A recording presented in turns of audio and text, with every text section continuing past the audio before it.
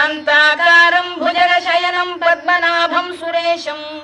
विश्वाधारं गगनसदृशं मेघवर्णं शुभांगं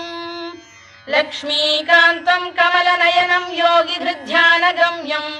वन्दे विष्णुं भवभयहरं सर्वलोकैकनाथं मेघश्यामं पीतकौशेयवासं श्रीवत्साङ्कं कौस्तुभोद्भासिताङ्गं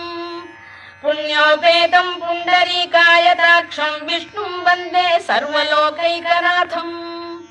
नमः समस्तभूतानामादिभूताय भूभृते अनेकरूपरूपाय विष्णवे प्रभविष्णवे सशङ्खचक्रं सकिरीटकुण्डलं सपीतवस्त्रं सरसीरुहेक्षणं सहारवक्षस्थलशोभिकौस्तुभं नमामि विष्णुं शिरसा चतुर्भुजं छायायां पारिजातस्य हेमसिंहासनोपरि आसीना